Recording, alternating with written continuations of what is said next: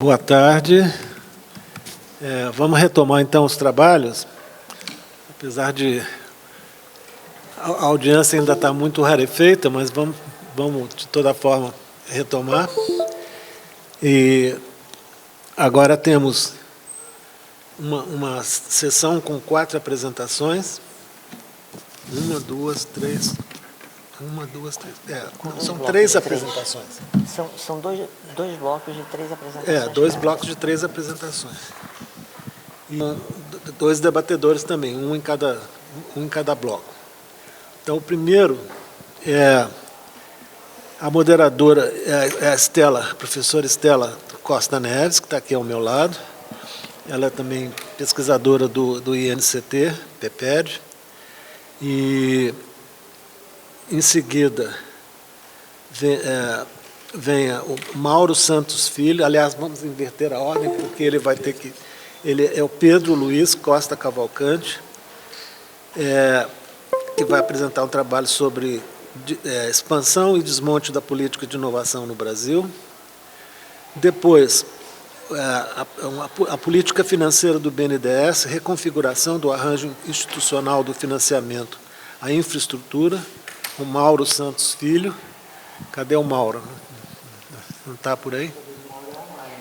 É online? É online. Ah, tá. E, em seguida, capacidades estatais no setor elétrico brasileiro, com a Maria Antonieta Leopoldi, também companheira nossa no INCT, ela coordena uma linha do INCT, e professora na UF, né, Antonieta? Então, vamos passar. E o debatedor é o Carlos Santana, da UNILA, meu ex-orientando aqui no Rio, nas Priscas Eras, mas ainda uma pessoa com quem eu me relaciono e tenho muito carinho. Pode vir para cá, Carlos.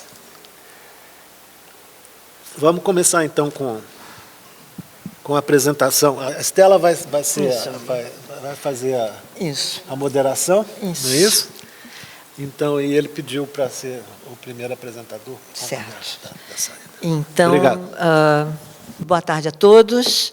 Vamos, então, para o nosso primeiro bloco, que corresponde a 3 apresentações de 3 capítulos, e eu acho que são 10 minutos, né, para cada apresentador, e eu vou te avisar quando faltar 2 minutos, mas você se sinta à vontade para, enfim, ter um pouquinho de elasticidade dentro desses 10 minutos. Pedro Cavalcante é especialista em políticas públicas e gestão governamental, é do IEST, do IPEA, doutor em ciência política pela Universidade de Brasília, e ele vai apresentar o capítulo 10, que ele fez, Dirigindo na Contramão, Expansão e Desmonte da Política de Inovação no Brasil. Pedro, com a palavra. Boa tarde a todas, todos e todes. Prazer estar aqui. Quero parabenizar o Alexandre, Michele e Maria Antonieta por essa excelente e, com certeza, uma referência à obra, né, que vai marcar um novo olhar, né, dos estudos da administração pública, da economia, da política pública no Brasil. Tão necessário depois do processo intenso de desmonte que a gente passou, né, e agora está num pensamento de como reformular. Agradecer a Estela, professor Renato, Ana Célia, que foi a parecerista, né, e assim como Fernanda Deneg, que foi a parecerista do meu texto, né, que não foi blind review, né, foi select review, porque eu pedi para que ela fosse.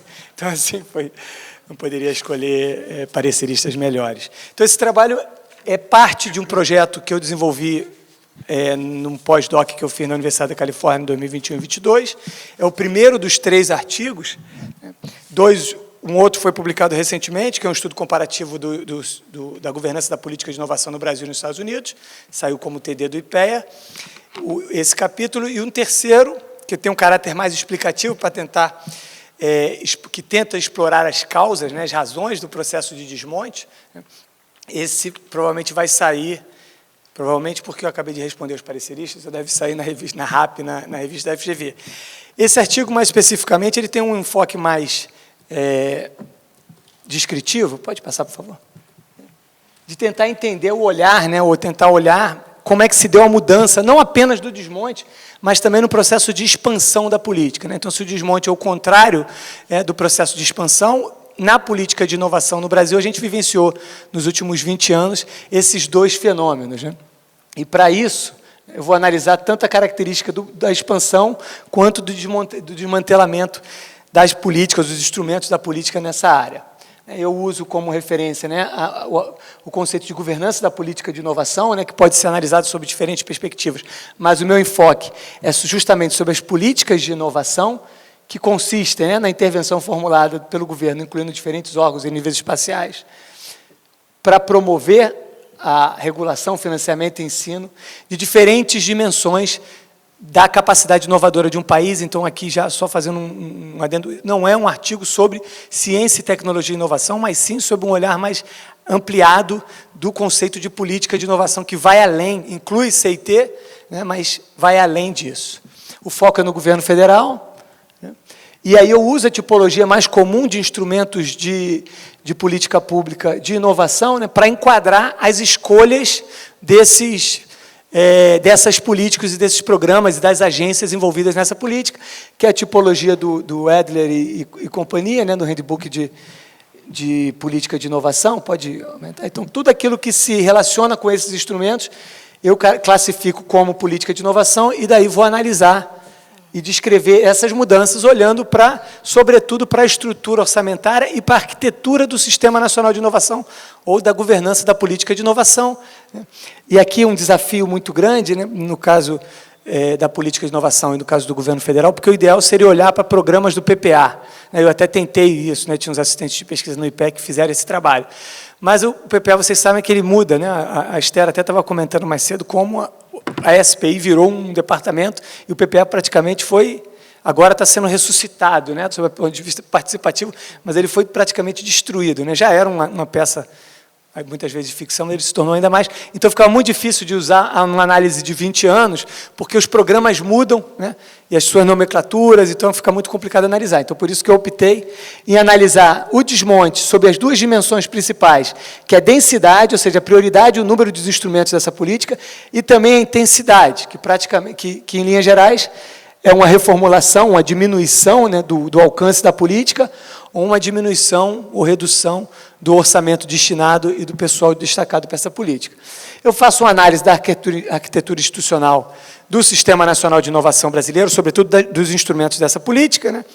Em linhas gerais, né, o último esforço de política de industrial e de inovação no Brasil se encerra em 2014, 2013, né, com o Plano Brasil Maior. O Inova Empresa ainda foi também um respiro, que ainda existe, né, mas só com um percentual muito pequeno de recursos, né? Então, na prática, a gente está há quase 10 anos sem uma política macro de inovação e desenvolvimento, e por isso que esse artigo fala de contramão, porque isso está completamente na contramão dos nossos concorrentes internacionais, dos países mais desenvolvidos, que estão cada vez mais criando packages, né, pacotes de fomento para a política de inovação, Estados Unidos, Coreia, União Europeia, etc. China nem se fala. Então, a gente está 10 anos órfão, né, apenas com enfoque legal. Então, passando rapidamente, né, para os dados da pesquisa, o único programa ou política que foi menos afetado foi a Lei do Bem, né? Então, a Lei do Bem continuou aumentando o número de empresas e também o gasto tributário, sobretudo porque essa é a política positiva para o governo, porque ela é de isenção fiscal, né? Então, é aquela política que o governo tem menos propensão de extinguir no primeiro momento, né? Porque ela, na verdade, não requer mais gasto, né? O governo só deixa de arrecadar, então não tem um interesse tão grande no seu desmonte. O Fundo Nacional de Desenvolvimento de Ciência e Tecnologia, esse sim, bastante afetado desde 2014 e 2015, o padrão de desmonte ele vai se alterar muito de acordo com as áreas de política pública, a gente vai ver daqui a pouco isso, né? E essas áreas, os setores dentro da política de inovação, né, eles vão ter o momento de inflexão bastante diferente. Então, algumas vão começar ainda em 2013 e 2014, e outras são intensificadas após o impeachment em 2016. O fundo bastante afetado. O BNDES, né, que agora nessa discussão de neo-industrialização, reindustrialização, né, está sendo destacado como um papel muito importante, né? Ele teve um papel muito importante, você vê a diferença, a barra são os números de instrumentos para a inovação. Então, você tinha 5 no começo do governo Lula 1, né? Ele chegou a ter quase 50, mas não acho que 50, foi 49, 50 em 2016. Então, uma expansão acelerada, né, que vai refletir também nos recursos, no desembolso do banco, né? Mas depois do impeachment, a queda é vertiginosa, né, a ponto de estar com 8%, em 2020, 8% apenas do que era investido em 2014. A evolução, e aí eu faço 2 outros tipos de análise, uma pelas agências relacionadas a esse sistema, esse arranjo de governança de inovação, Fiocruz, Embrapa, CNPq e CAPES, né?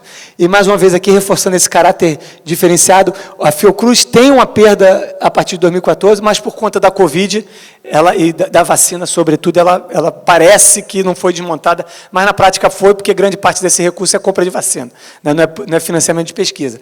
A Embrapa talvez seja a única agência envolvida que é a menos afetada, o que é explicado pela força da bancada ruralista e desse setor e da importância da Embrapa para o desenvolvimento do agrobusiness, né?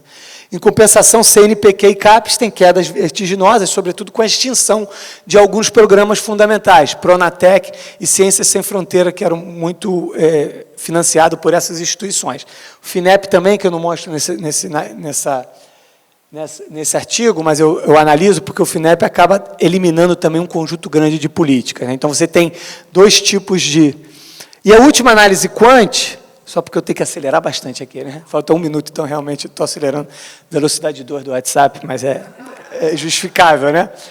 Então, a última eu vou olhar, como eu não consegui olhar para os programas do PPA, eu olho para a execução de subfunção orçamentária. A função é muito ampla, né? Ciência, tecnologia, educação e saúde, mas as subfunções é possível associar àquela tipologia de política de inovação. E aqui, mais uma vez, o padrão é bastante diferente. Então, a política industrial comercial, ela é simplesmente dizimada desde 2013 e 2014. Então, o que a gente vai chamar de satanização da política industrial, ela é comprovada na execução orçamentária, né? O meu outro artigo que explica as causas, né, vai discutir muito essa mudança de uma política de desenvolvimento, uma convenção pró-desenvolvimentista, né, que se perde depois do impeachment e é altamente afetada. Ciência e tecnologia da mesma forma, enquanto o ensino superior e profissional, ele perde recurso, mas ele ainda mantém um padrão, porque é a manutenção das universidades e dos institutos federais. Então, isso, de fato, é bastante irreversível, né, por conta do quadro, do desenho. Então, como conclusão, nessa minha rápida exposição, né, os achados, falei para você que conseguia falar, então demonstra que houve de fato, né, um processo de desmonte acentuado no Brasil dessa política sob as suas diferentes dimensões, né. Ele ocorre tanto do ponto de vista de intensidade quanto de densidade, né. Ela comprova, né, o caminho Brasil ou seja, o Brasil na contramão dos principais países, reforçando um paradoxo de países que se encontram na armadilha da renda média, né, que é um notório conhecimento da potencialidade de investimento e inovação, mas a gente não tem capacidade para construir capacidade inovativa e desempenho inovador na nossa economia e no governo, né. E, por fim, reforçar que, além dessa deterioração orçamentária e de priorização governamental, há uma ausência de planos e coordenação governamental nessa política, que, para o caso brasileiro, na escassez de recursos, é fundamental. No meu estudo comparado que eu faço com os Estados Unidos, uma das questões é que a coordenação não é um problema dos Estados Unidos. Não é um problema porque eles gastam 20 vezes mais que a gente. Então, para quem tem muito recurso, coordenação não é problema. Agora, para quem gasta 5% que eles gastam, coordenação é um problema porque a gente está gerando poucos esforços e mapeando e avaliando muito pouco. Então é isso, fica o convite aí para olhar e analisar o artigo, agradeço mais uma vez e passo a palavra para outro que eu tenho que correr. Tchau, tchau, obrigado. Muito obrigada, Pedro. Eu gostaria de chamar agora Mauro Santos Filho, ele vai entrar online? Hã? Não está online. Então, vamos chamar Maria Antonieta Leopoldi, que vai apresentar o capítulo 9, Capacidades Estatais do Setor Elétrico Brasileiro, Construção, Desmonte e Desafios. Só um disclaimer, só pedir desculpa, Maria, só pedir desculpa porque eu vou ter que sair para o aeroporto, porque a gente não sabia. Então, peço desculpa porque eu não vou ficar até o final da mesa, mas agradeço mais uma vez. Obrigado. Está ótimo, mas o comentarista, o debatedor, vai te deixar questões, você olha depois no YouTube. Tá bom? Isso. Tá. Nada. Então, complementando, a Maria Antonieta Leopoldi é doutora em Ciência Política pela Universidade de Oxford, leciona no programa de pós-graduação em Ciência Política da Universidade Federal Fluminense, PPGCP, e no programa PEPED do Instituto de Economia do FRJ. É pesquisadora sênior do INCT PEPED. Antonieta, com a palavra. Obrigada. Tá? Bom, o trabalho é sobre as capacidades estatais no setor elétrico brasileiro, construção, desmonte e desafios. E eu parto um pouquinho da história do setor de energia hidrelétrica, que foi, durante muito tempo, o setor predominante da provisão de energia no Brasil, reduziu-se mais recentemente, mas ainda é o setor fundamental em termos de energia no Brasil. Esse setor tem um desenvolvimento ligado à história do desenvolvimento econômico e do desenvolvimento industrial do Brasil.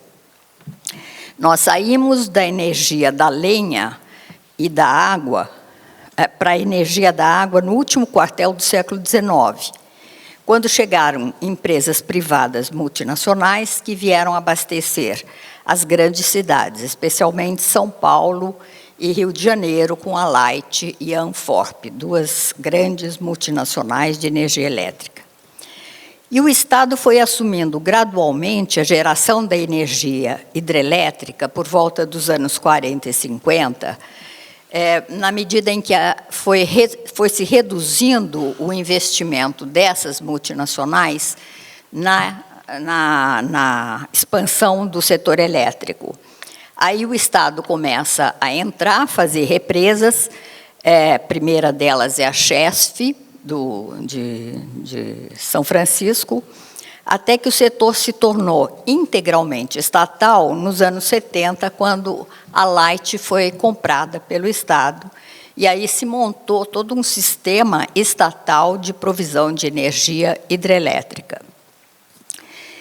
Ao longo desse período, foi criada uma capacidade técnica no setor público da eletricidade, que se tornou responsável pela geração, distribuição e transmissão de energia hidrelétrica no país.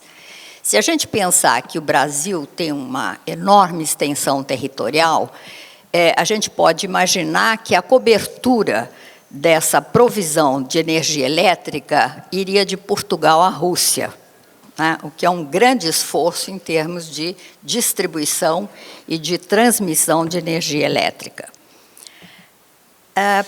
Quando a energia elétrica se estrutura como do Estado, cria-se o sistema Eletrobras, que é uma holding, que tem as estruturas estaduais de distribuição de energia, e também existem as usinas hidrelétricas, as grandes usinas hidrelétricas, como a CEMIG, como Furnas, posteriormente Itaipu, que são responsáveis pela geração da energia elétrica. As capacidades estatais que já começaram a ser criadas nas multinacionais foram transferidas para o sistema estatal, que absorveu grande parte dos burocratas que trabalhavam nessas multinacionais. E elas foram se formando na medida em que o setor de energia elétrica se expandia. Mas, além da capacidade técnica, burocrática, que o setor de energia hidrelétrica necessitava, foi necessário a capacidade estatal política para formar coalizões políticas de apoio. E aí eu estou me apoiando num trabalho do Bosque, do Gaetan, de 2016, também parte de um estudo do INCT. Essa capacidade política de fazer coalizões foi, inclusive, mencionada hoje pela manhã pelo Leonardo, né, como uma das capacidades fundamentais para explicar a capacidade de fazer políticas públicas ou de desmontar políticas públicas, né? E aqui, nesse caso, nós vemos que foi uma coalizão desenvolvimentista, onde entravam partidos políticos do Congresso, BNDES, técnicos da burocracia desse sistema Eletrobras, empresários, empreiteiras, empresas industriais formaram essa coalizão desenvolvimentista que levou à frente esse projeto de expansão do setor hidrelétrico no Brasil. Mas, além dessas capacidades estatais, nós temos que levar em conta que também nós vamos encontrar nesse sistema estatal traços do patrimonialismo político brasileiro. Durante muito tempo, na redemocratização, o setor elétrico ficou entre o MDB e o PSDB, que ficava com o controle de toda a holding do setor elétrico. Então, quando nós falamos em capacidade estatal, a gente está vendo o outro lado dessa capacidade burocrática, que é a gestão do sistema por partidos políticos, né? Bom, aí tem a lógica de atuação do Estado no setor elétrico, né?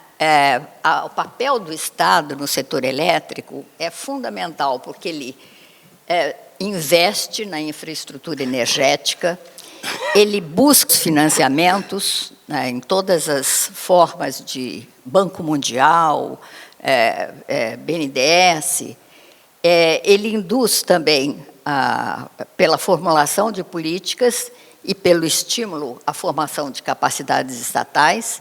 Todo o sistema operacional, né, é ação do Estado, e quando ele não opera bem, a gente vê que o Estado não reage a crises hídricas, como em 2001, por exemplo, o apagão, e ele controla também esse sistema, toda a articulação dessa holding. Ele é responsável pela regulação, especialmente depois das reformas dos anos 90, quando a gente tem a ANEEL, a criação da ANEEL, e também a defesa econômica, porque o setor de energia é um setor estratégico, né? Bom, nos anos 90, nós vamos encontrar o sistema hidrelétrico bastante precarizado pela crise dos anos 80, quando, por causa da inflação e da crise da dívida externa, o setor de energia elétrica recebeu quase nada de investimentos, né?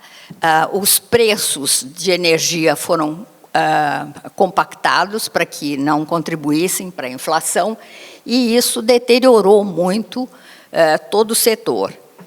Vieram depois, na década seguinte, as reformas neoliberais. Então, aqui a gente já se defronta com um setor que era totalmente público e que começa a privatizar várias empresas, vários ativos.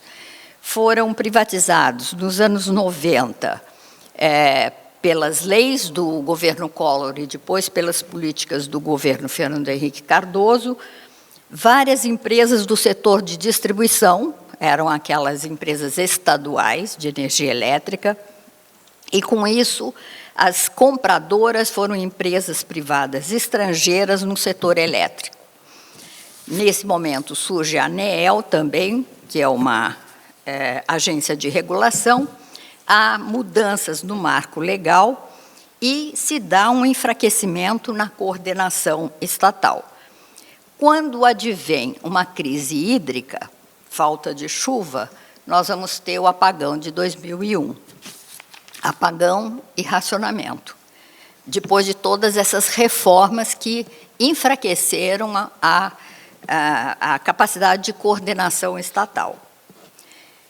A crise hídrica dá um choque na política do setor e leva a mudanças. É criado o Operador Nacional de Sistema, câmaras de comercialização de energia, leilões de energia, aqui está errada a palavra, construção de grandes usinas hidrelétricas, Belo Monte, Santo Antônio, indução de usinas térmicas e renovação de concessões.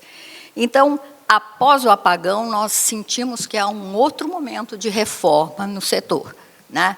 E essa reforma aponta para a expansão do setor público em grandes usinas, expansão do setor privado e as usinas térmicas que passam, então, a ser novos atores no sistema de energia, agora movidas a gás, né? E que vão agora ser o elemento compensatório para as crises hídricas. Tanto que vai haver uma grande crise hídrica em 2021, 2022, que foi ocultada pelo governo Bolsonaro, para que não se falasse em racionamento, e a compensação para essa crise hídrica foi o uso das térmicas com o preço da energia aumentado para os consumidores.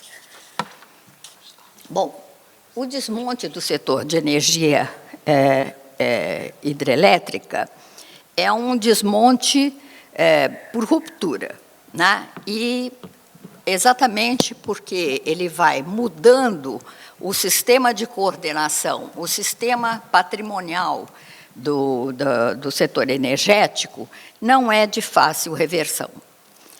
A capacidade burocrática tem sido enfraquecida pela perda da memória técnica e do repasse do conhecimento de técnicos que estavam há muito tempo na empresa e que vão sendo afastados.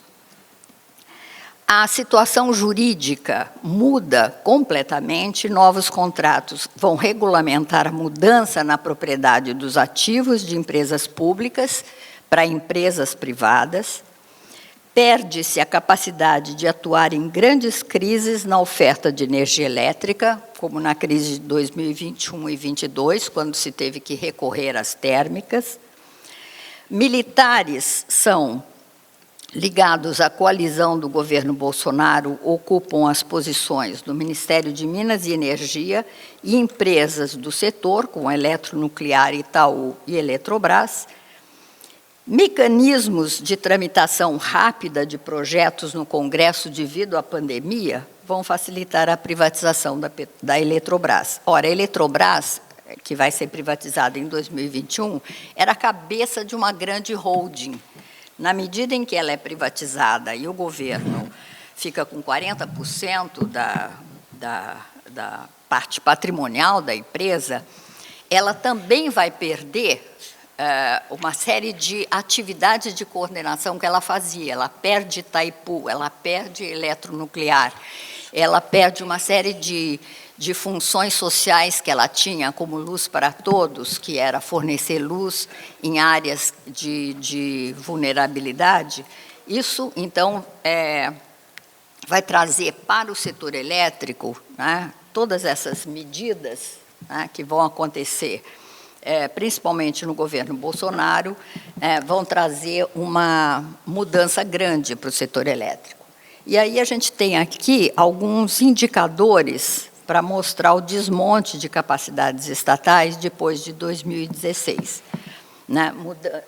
Fazendo a direção do relógio, mudanças no marco legal, mudanças no foco de atuação junto a organismos multilaterais, né, que, por exemplo, a própria OCDE, Banco Mundial, né, e também na relação diplomática que o Brasil tinha com países fronteiriços, na medida em que tem empreendimentos hidrelétricos que pegam as fronteiras e fornecem energia dos dois lados, dos dois países. Mudança na qualidade do fornecimento, né? A gente passa de energia hidrelétrica para energia térmica, ampliação dos riscos de preço, porque qualquer crise energética, você já sabe que a luz vai subir, o preço da luz vai subir, porque virão as térmicas, e escassez energética por questões climáticas e por falta de investimento também na expansão do setor. Mudança no foco de atuação política e institucional, por exemplo, o grande foco da atuação da Eletrobras era investir e expandir os empreendimentos, né? Depois da privatização, ou um pouco antes, o foco passa a ser distribuir dividendos entre os acionistas, né? E aí a gente vai ver uma queda grande dos investimentos no setor hidrelétrico e um aumento enorme dos dividendos distribuídos aos proprietários de ações de empresas do setor elétrico. Privatizações, desinvestimentos parciais, redução nos leilões de energia nova também são indicadores desse desmonte, redução dos quadros técnicos, porque não há concursos, há incentivo a demissões, e a aposentadoria sem recomposição dos quadros técnicos e a redução dos recursos orçamentários.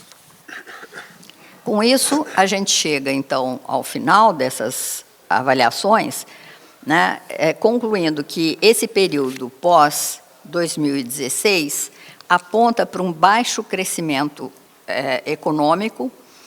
Tem o projeto do governo Temer, Ponte para o Futuro, que é um projeto que vem alinhado com uma nova coalizão contra a coalizão desenvolvimentista e pró-políticas neoliberais. Os efeitos da pandemia também sobre a economia e sobre o setor hidrelétrico, a ascensão do governo Bolsonaro em 2019 e a crise hídrica de 2021-2022 formam todo esse cenário onde vai acontecendo esse desmantelamento do setor hidrelétrico. O setor passa por um processo de financiarização progressiva com a presença de comercializadores no portfólio dos grandes bancos e corretoras. É interessante observar que, quando existem as reformas dos anos 90 e várias empresas de distribuição são privatizadas, os compradores são empresas de serviços de energia. Eram americanas, europeias, mas eram empresas prestadoras de serviços de energia. Agora, quem compra o patrimônio de empresas que estão sendo privatizadas são fundos financeiros, né? E a ótica e o foco é a obtenção de dividendos em lugar de fazer investimentos, né? As crises hídricas não contam com mobilização de capacidades estatais, então, com as ameaças vindas com as mudanças climáticas que apontam para várias crises hídricas pela frente, né, a perspectiva nossa vai ser recorrer, enquanto nós não tivermos outras formas de produção energética mais novas, nós vamos recorrer às usinas térmicas, né? E isso significa aumento do custo da energia para a população. A privatização da Eletrobras é um ponto preocupante por causa do papel estratégico da empresa na gestão dos principais reservatórios do país, pela sua representatividade na matriz energética e no sistema interligado. E a saúde de uma conjuntura de desmonte requer a melhoria contínua da gestão pública, transparência e accountability, estímulo à inovação e formação de novos quadros técnicos. Então, como eu disse pela manhã, a gente está numa fase de reconfiguração no nevoeiro. Muito obrigada, Maria Antonieta. Eu agora vou passar a palavra para o Carlos Santana, que é o debatedor desse primeiro bloco. Nós concluímos, então, com essas duas apresentações, porque teve um autor de capítulo que não pôde estar presente. Então, agora, a palavra para o nosso debatedor, Carlos Santana, doutor em Ciência Política pelo Instituto de Estudos Sociais e Políticos, da UERJ, e professor adjunto da Universidade Federal da Integração Latino-Americana, UNILA. Obrigado. Boa tarde a todos. Bom, eu fico muito satisfeito de comentar esses trabalhos, porque pelo menos 2 deles eu venho trabalhando de alguma forma, mesmo que indiretamente, como parte, inclusive, do projeto de pesquisa. Uma das ênfases que eu escolhi dar ao tema da infraestrutura foi a discussão em torno do papel do chamado poder infraestrutural do Estado, né, usando para isso uma análise financeira do setor de infraestrutura. Então, na verdade, fiz um esforço para entender as transformações no regime de financiamento e selecionei 3 grupos de setores para isso, que foi a energia, o setor de saneamento e de comunicações, telecomunicações, né? Então, um deles foi precisamente a discussão sobre o papel do BNDES, os bancos públicos, vis-à-vis as transformações decorrente das reformas e privatizações ocorridas no setor de energia, né? Então, eu gostei bastante dos trabalhos, aprendi bastante, acho que trouxeram informações relevantes que vão ajudar a gente a entender e constituir um panorama das transformações no regime de financiamento, em particular o BNDES, e também no setor energético. Eu acredito que esses 2 eixos têm um papel fundamental para pensarmos o tema das capacidades estatais, né? Então, a capacidade de implementação, né, ou a sua fragilização, o seu desmonte do Estado brasileiro, ele passa fundamentalmente, de um lado, né, pelas empresas públicas na área de infraestrutura, né, e passa também pelo seu sistema de financiamento através dos bancos públicos. Então, diferente de outros países, mesmo aqui na região, mas não apenas, o Brasil tem algumas características que o tornam um país único em termos comparados, né? E talvez isso reconhecido internacionalmente, né? E talvez o setor energético e o sistema financeiro, os seus bancos públicos, talvez sejam os setores que mais chamem a atenção da literatura internacional, né? Acerca dessa agenda e de políticas e de instrumentos de políticas de longo prazo, né? Para nós, assim, enfim, brasileiros, enfim, que convivemos diariamente com o regime produtivo brasileiro, é bastante comum lidar com bancos públicos, empresas públicas em setores estratégicos, mas isso é bastante incomum na maior parte dos países, né? Especialmente mesmo entre países ricos, né? Então, isso torna o Brasil único em termos estratégicos e, ao mesmo tempo, com um enorme esteio para retomar alguma agenda de desenvolvimento, né? Mesmo em conjunturas bastante críticas como a que estamos atravessando, né? Bom, dito isso, em primeiro lugar, vou tentar aqui fazer alguns comentários sobre os bancos públicos, né? Eu acho que um dos eixos, uma pena que o Mauro não pôde vir, né? Mas assim, um dos eixos fundamentais para a gente pensar uma retomada das capacidades estatais no contexto pós-pandemia, sem dúvida nenhuma, é a retomada do papel do BNDES, né? Assim, o BNDES sofreu de forma muito significativa 2 processos fundamentais. O primeiro, que foi a transformação do seu sistema de remuneração, através da mudança do modelo de taxa de juros da TJLP para a TLP, que basicamente suprimiu ou dificultou bastante que o banco tivesse uma vantagem comparativa em termos dos seus instrumentos de enfim, empréstimos e de longo prazo, que efetivamente afetou, né, as suas estratégias de longo prazo, né? Então, a retomada de alguma estratégia nessa direção vai depender em alguma medida, não apenas do aumento da sua estrutura de funding, que é um tema que está sempre emergindo, mas também do seu modelo de remuneração, que foi modificado ainda no período Temer, né? O que tornou o custo da tomada de recursos no BNDES, para alguns setores, quase tão caro quanto o acesso ao mercado internacional, por exemplo, ou mesmo a um sistema aberto, né? Isso tem implicações significativas, quer dizer, a gente tem discutido muito a questão do arcabouço fiscal, mas a gente vai ter que, em alguma medida, discutir o tema do regime de remuneração, as taxas que o BNDES administra, e também a lei das estatais, né? Ou seja, as transformações ocorridas depois do golpe de Estado de 2016 criou uma série de travas institucionais, né? Uma delas foi essa, a taxa de juros do BNDES, e a outra foi a lei das estatais, que criou efetivamente uma espécie de barreira para a capacidade de coordenação do Estado no âmbito das empresas públicas, afetando não apenas a gestão da Eletrobras, mas também a da Petrobras. Ou seja,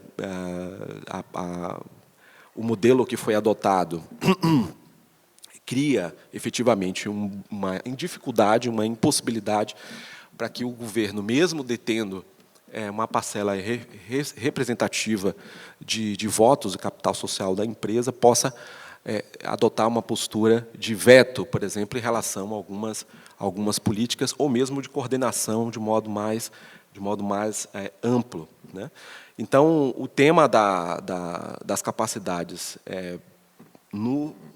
nesse tipo de enfoque, o estudo dos bancos públicos e das empresas estatais, ela tem, de alguma maneira, que discutir ou voltar a discutir o tema das reformas ou dos mecanismos que foram criados, das travas que foram criadas, né? Evidentemente que isso tem sido debatido na esfera judicial. Acho que tramita, nesse momento, no âmbito do STF, um pedido por parte do governo para que reveja esse capítulo da lei das estatais, permitindo que o governo, que tem aproximadamente 40% a 42% ainda do capital da Eletrobras, possa ter essa mesma participação ponderada nas decisões da empresa. Ou seja, apesar de ter esse percentual, o governo só pode agir como se tivesse 10%. Isso é uma coisa bastante surpreendente, mesmo no mundo da governança corporativa mais exótica, no mundo das finanças, né? Uma legislação que reduz, né, os direitos corporativos, que são líquidos em qualquer esfera, né?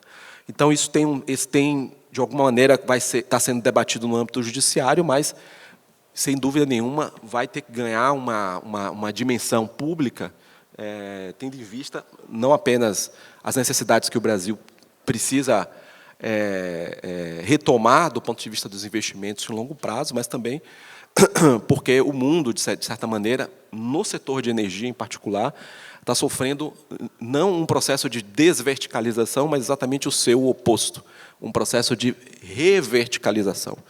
Ou seja, o setor de energia está voltando muito fortemente para a área de segurança, na maior parte dos países, ou seja, a discussão hoje sobre as necessidades de investimentos na área de energia está voltando para uma discussão geopolítica de segurança.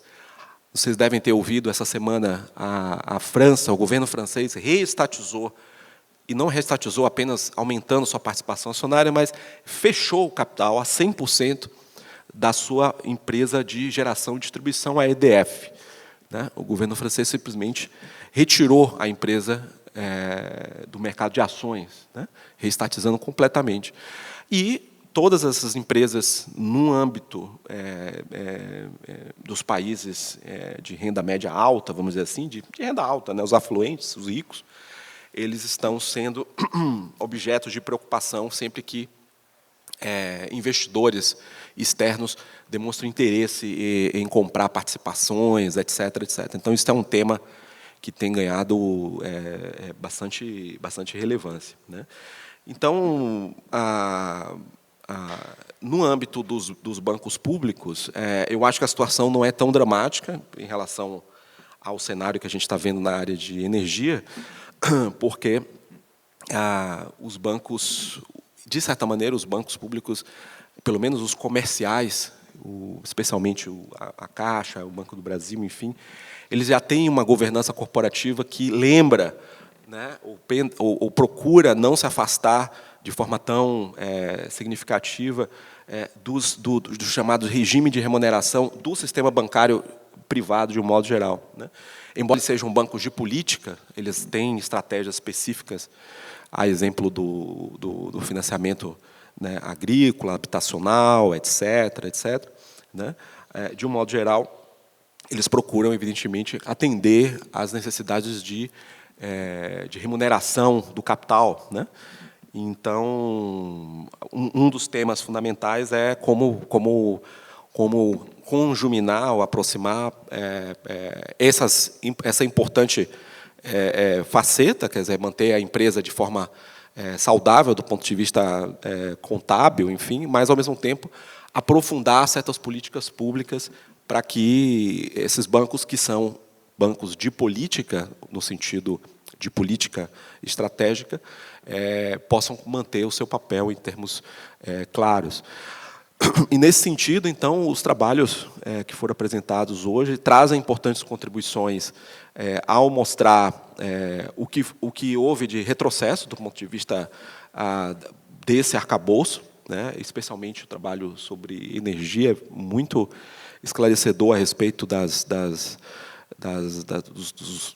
passos no processo institucional, né, e, ao mesmo tempo, indicando, de alguma forma, como isso pode ser revertido, né. Finalmente, eu queria ressaltar o tema das coalizões, né,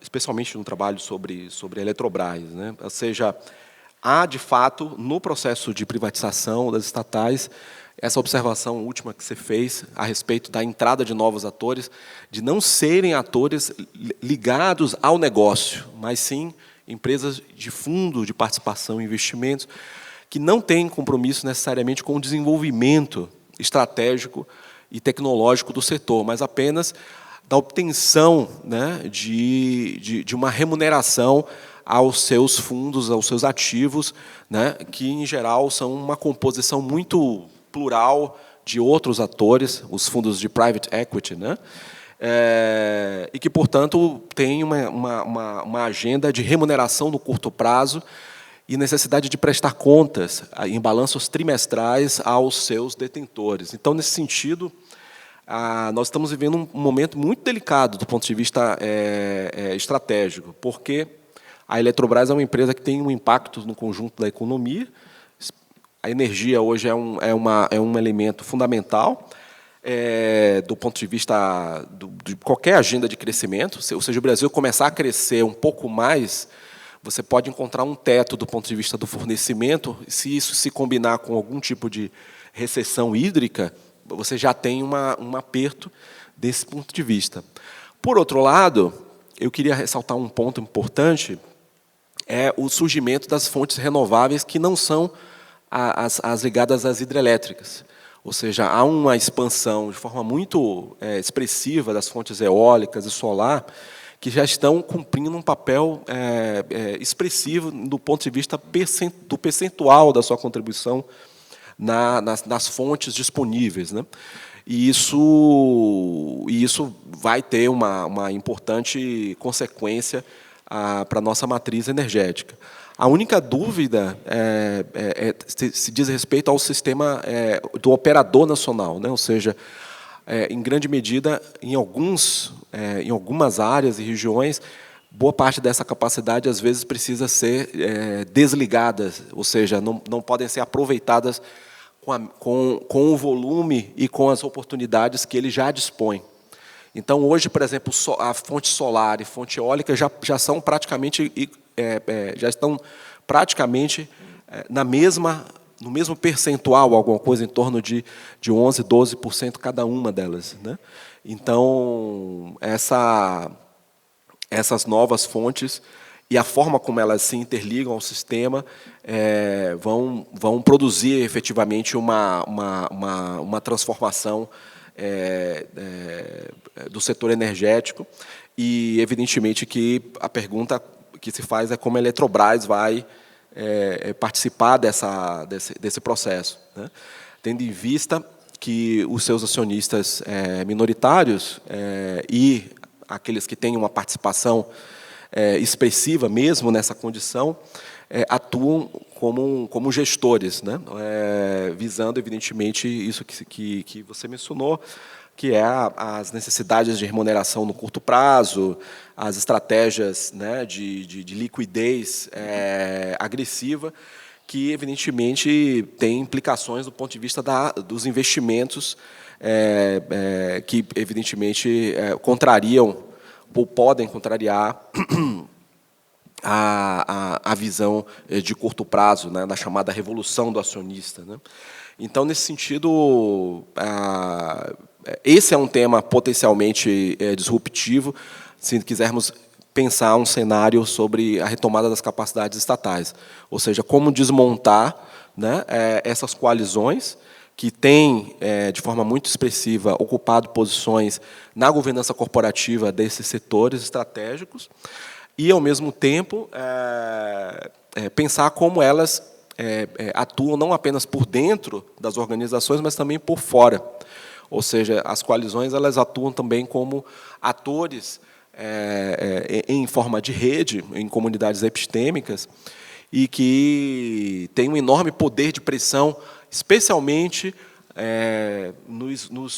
nas chamadas organizações de opinião pública, né? Ou seja, na imprensa, nos think tanks, enfim, em arenas em que, efetivamente, o debate de opinião pública ele é travado quase que diariamente.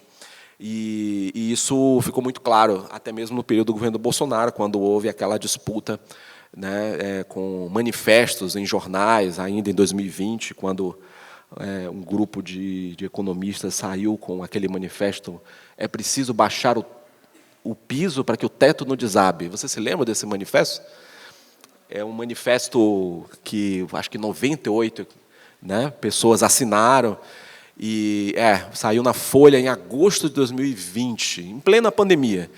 Eu acho que o governo, na época, o Bolsonaro ventilou a possibilidade de rever o teto.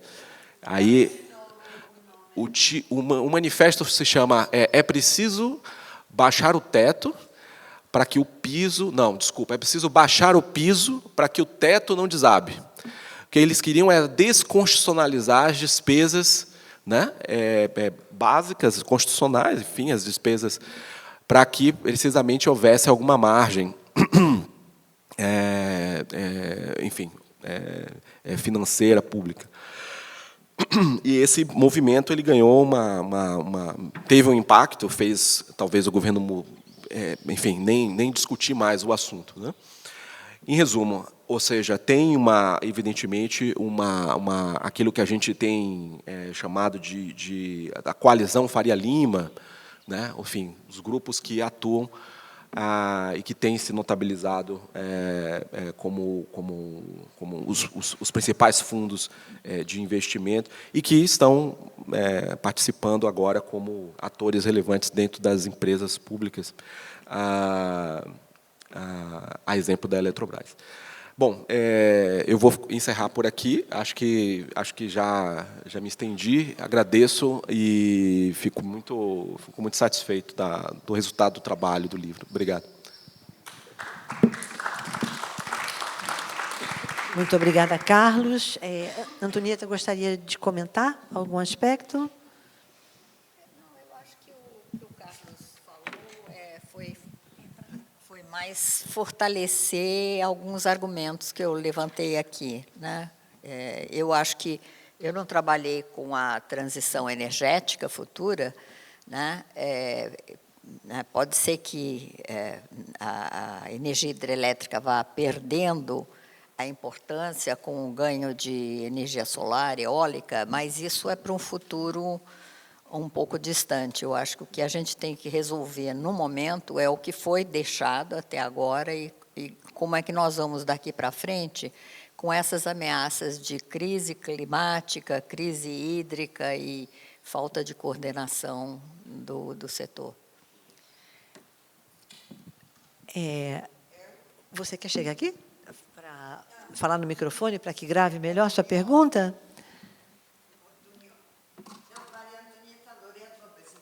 Você pode se apresentar primeiro?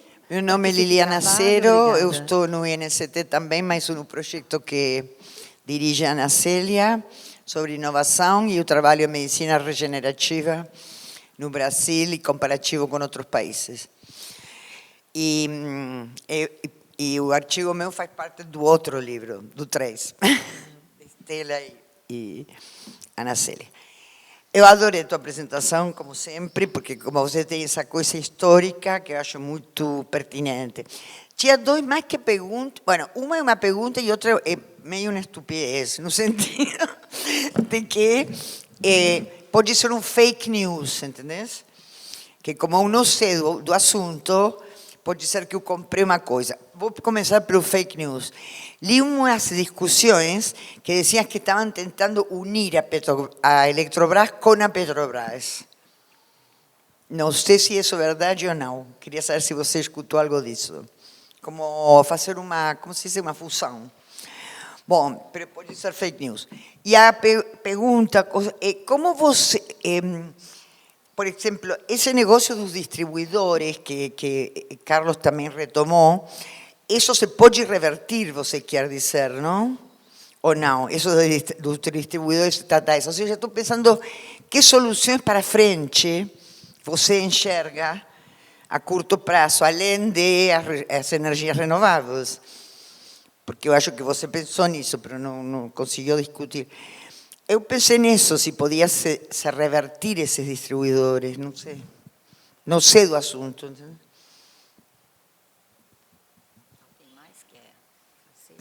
Alguém mais quer fazer alguma pergunta? Porque depois a gente vai passar para o segundo bloco.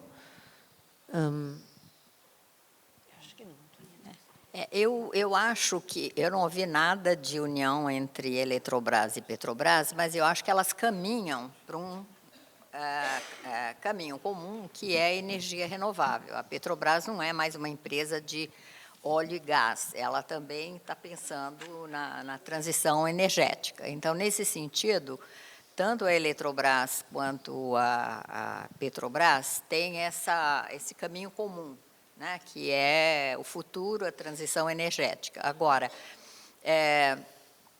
a Petrobras não sofreu a mudança patrimonial que a Eletrobras sofreu. Houve inúmeras tentativas, desde o Fernando Henrique Cardoso, a crise de 97, houve inúmeras tentativas de privatizar a Petrobras, mas ela é uma coisa assim meio imexível, né? Mas a Eletrobras, ela vinha há muito tempo sendo ameaçada de privatização. E houve uma aceleração no final do governo Bolsonaro, no sentido de que alguma coisa tem que ser privatizada, e o rito sumário do Congresso facilitou isso, porque não precisou ir para plenário. Foram as comissões que decidiram pela privatização, né? E, com isso, você também tirou a capacidade de veto que o plenário, às vezes, coloca quando a votação chega a plenário, né? Então, a votação da privatização da Eletrobras foi rápida e, de certa forma, antidemocrática, no sentido de que só algumas comissões é que votaram, e não o plenário, né? Ela passou pelo rito acelerado que a pandemia trouxe e que manteve em alguns casos, né? Eu acho que não dá para a gente voltar ao sistema elétrico anterior, de holding, é outra situação do setor energético, é completamente diversa, muitas empresas privatizadas, né, capital estrangeiro, chinesas presentes assim fortemente no setor elétrico, mas eu acho que a gente tem que ter cuidado, né? né? Tem que ter certos cuidados em termos de que o papel do Estado é importante na regulação, na legislação, na coordenação, na previsão de crises e de coordenação das crises, né? Eu acho que o futuro é um outro, não há mais retrocesso para o passado. Mas o que eu acho que é importante é reforçar a presença do Estado na coordenação do setor elétrico e fazer com que as empresas que estão envolvidas no setor de qualquer tipo de energia trabalhem para o setor de energia e não para o lucro financeiro de empresas de fundos financeiros que entram nesses negócios. Ou seja, energia é um bem público, não é commodity. Tá? Muito obrigada, Antonieta. Nós encerramos assim o primeiro bloco de infraestrutura, ciência, tecnologia e inovação e vamos para o segundo bloco, que trata de direitos econômicos, sociais e culturais.